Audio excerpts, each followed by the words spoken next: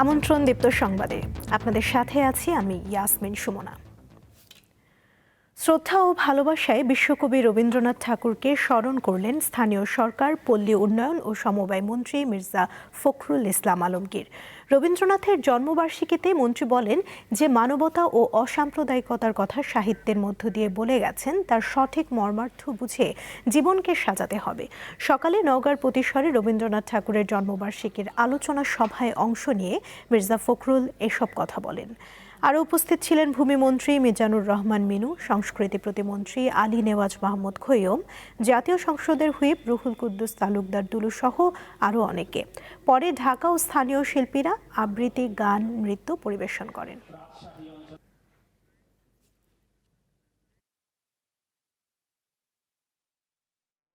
যে একটা হতাশাবাদী গোষ্ঠী আছে, তারা সারাক্ষণ হতাশ হয়ে যায় এবং তারা বিভিন্নভাবে এই সমাজকে আবার আপনার অস্থির করে রাখতে চায়। আমি কোনো নির্দিষ্ট দল ও ব্যক্তির কথা বলতে চাই না, শুধু বলতে চাই যে আমাদের যে মূল জায়গাটা 1971 সালের স্বাধীনতা যুদ্ধ, আমাদের যে সক্রিয়তা, আমাদের যে স্বাতন্ত্র্য, আমাদের যে পরিচয় যে আমরা বাংলাদেশি, এই কথাটা আমাদের সবার আগে মনে রাখতে হবে। এদিকে সিরাজগঞ্জের শাহজাদপুরে কাছারি বাড়িতে চলছে বিশ্বকবি রবীন্দ্রনাথ ঠাকুরের জন্মবার্ষিকী উপলক্ষে 3 দিন ব্যাপী উৎসব। শুক্রবারের অনুষ্ঠানমালায় রয়েছে নাচ, গান, আলোচনা সভা, আবৃত্তি ও নাটক। এ উপলক্ষে সকাল থেকেই দর্শনার্থী ও ভক্তদের পদচারণায় মুখরিত হয়ে উঠেছে কবির স্মৃতি বিজড়িত কাছারি বাড়ি প্রাঙ্গণ। জন্মবার্ষিকীর অনুষ্ঠান ঘিরে পুরো শাহজাদপুরে বিরাজ করছে উৎসবের আমেজ। উদ্বোধনী অনুষ্ঠানে উপস্থিত ছিলেন বিদ্যুৎ, জ্বালানি ও খনিজ সম্পদ মন্ত্রী ইকবাল হাসান মাহমুদ টুকু, স্বাস্থ্য ও পরিবার কল্যাণ মন্ত্রী এম এ মুহিত সহ অতিথিরা।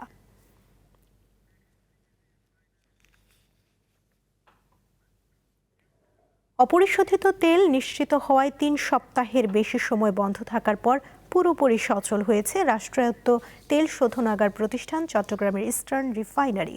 শুক্রবার সকাল 8টা থেকে শোধনাগারটির উৎপাদন প্রক্রিয়া পুনরায় শুরু হয়, তবে পুরো প্রক্রিয়া সম্পন্ন হতে কয়েক ঘন্টা পর্যন্ত সময় লাগে। এর আগে সৌদি আরব থেকে 1 লাখ টন অপরিশোধিত তেল নিয়ে আসা একটি ট্যাঙ্কার গত বুধবার দুপুরে কুতুবদিয়া অ্যাঙ্করে পৌঁছায়। বৃহস্পতিবার রাত থেকে লাইটারিং কার্যক্রম শুরু হয়। যুক্তরাষ্ট্র, ইরান চলমান যুদ্ধ পরিস্থিতির কারণে অপরিশোধিত তেলের সরবরাহে সংকট দেখা দিলে এপ্রিলের মাঝামাঝি থেকে শোধনাগারটির কার্যক্রম পর্যায়ক্রমে বন্ধ হয়ে পড়ে।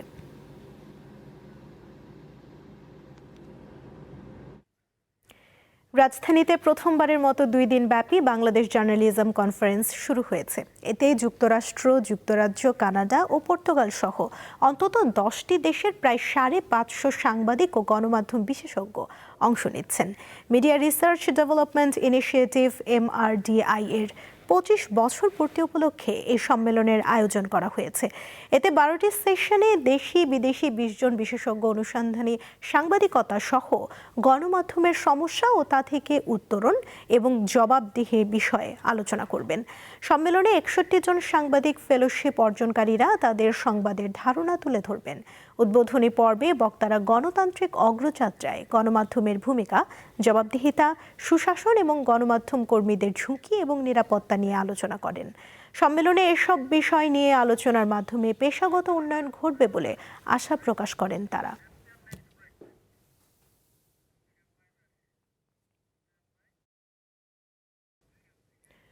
কুরবানি ঈদকে সামনে রেখে পশু লালন পালনে ব্যস্ত সময় পার করছেন বরিশালের খামারিরা। চাহিদার বিপরীতে পর্যাপ্ত মজুদ থাকলেও গোখাদ্য, জ্বালানি তেলের মূল্য বৃদ্ধি ও পরিবহন ভাড়া বৃদ্ধির প্রভাব কুরবানির বাজারে পড়বে বলে মনে করেন সংশ্লিষ্টরা। 10 উপজেলায় ছোট বড় খামারের পাশাপাশি প্রত্যন্ত অঞ্চলেও চলে পশুপালন। তাদের মূল লক্ষ্য কোরবানির ঈদকে ঘিরে ভালো লাভ করা। প্রতি বছর 2-4টি গরু শখের চুলায় পালি। এই 5টা গরুরে আমার মনে হয় মাসে 25,000 টাকার উপরে বিট আর বসি খাওয়াই। তবে বিদ্যুৎ সংকটে খামার পরিচালনায় সমস্যা হচ্ছে বলে অভিযোগ উদ্যোক্তাদের। পাশাপাশি জ্বালানি তেল ও পরিবহন ভাড়া বৃদ্ধির প্রভাব কোরবানির পশুর দামের ক্ষেত্রে পড়বে বলে মনে করেন খামারিরা। খাবারের যে দাম নিয়ত করছি যে পালন করিয়া ভালো দামে বিক্রি করবো। সকাল বিকাল খাবার দেই, দুপুরে আবার গরু গোসল দেই, গরুর রোগ বেলা যেন না হয় এগুলো দেখাশোনা করি। স্টেরয়েড মানে কোনো হরমোন জাতীয় এগুলো কোনো ইউজ করি না। আমাদের যে গরু একদম ন্যাচারালি পদ্ধতিতে গরুগুলো মোটা তাজা করা হয়। পশুর হাটগুলোতে মনিটরিং এর জন্য 23টি মেডিকেল টিম কাজ করবে বলে জানায় জেলা প্রাণী সম্পদ বিভাগ। চাহিদা হলো 1,26,000 আর আমাদের অ্যাভেইলেবল আর কি প্রাপ্যতা হবে 1,29,000 গবাদি পশু আছে এবং প্রায় 3,000 গবাদি পশু আমাদের সারপ্লাস থাকবে। জেলায় ছোট বড় মিলিয়ে গরু ছাগলের খামার রয়েছে অন্তত 9,155টি। কামরুন নাহার, দীপ্ত, বার্তাকক্ষ। আন্তর্জাতিক প্রসঙ্গ। যুক্তরাষ্ট্র ইরান স্থায়ী শান্তি প্রক্রিয়া এখনও টেবিলেই সীমাবদ্ধ। তেহরান থেকে দেয়া সর্বশেষ বার্তায় জানানো হয়, যুক্তরাষ্ট্রের দেয়া প্রস্তাব পর্যালোচনা চলছে। এরই মধ্যেই আবার নিজ জলসীমায় একটি তেলবাহী ট্যাঙ্কারে হামলার জবাবে যুক্তরাষ্ট্রের যুদ্ধজাহাজে পাল্টা হামলা চালানোর দাবি করেছে ইরানের সামরিক বাহিনী।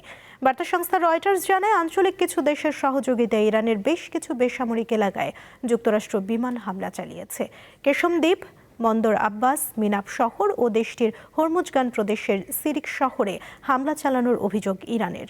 এসব হামলাকে কেবল মৃদু টোকা হিসেবে অভিহিত করেছেন যুক্তরাষ্ট্রের প্রেসিডেন্ট ডোনাল্ড ট্রাম্প।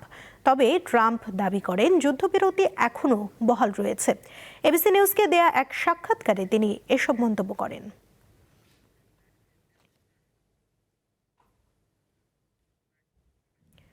ভারতের পশ্চিমবঙ্গের বর্তমান বিধানসভা ভেঙে দিয়েছেন রাজ্যপাল। বৃহস্পতিবার এক বিজ্ঞপ্তিতে এই সিদ্ধান্তের কথা জানান তিনি। এর ফলে সাংবিধানিকভাবে আর পশ্চিমবঙ্গের মুখ্যমন্ত্রী রইলেন না মমতা বন্দ্যোপাধ্যায়। এর আগে পশ্চিমবঙ্গের মুখ্যমন্ত্রীর পদ থেকে পদত্যাগ করতে মমতা বন্দ্যোপাধ্যায়কে 7ই মে পর্যন্ত সময় বেঁধে দেওয়া হয়। কিন্তু নির্বাচনে কারচুপির অভিযোগ এনে তিনি পদত্যাগ না করার সিদ্ধান্তে অনড় ছিলেন। এদিকে শুক্রবার সকালে কলকাতায় পৌঁছান কেন্দ্রীয় স্বরাষ্ট্রমন্ত্রী অমিত শাহ। নবনির্বাচিত বিজেপির বিধায়কদের সঙ্গে বৈঠকের পর মুখ্যমন্ত্রীর নাম ঘোষণা করতে পারেন তিনি। আগামীকাল ব্রিগেড প্যারেড গ্রাউন্ডের রাজ্যে বিজেপি সরকারের শপথ অনুষ্ঠানে আয়োজন করা হয়েছে। এতে যোগ দিতে কলকাতায় আসতে পারেন প্রধানমন্ত্রী নরেন্দ্র মোদী।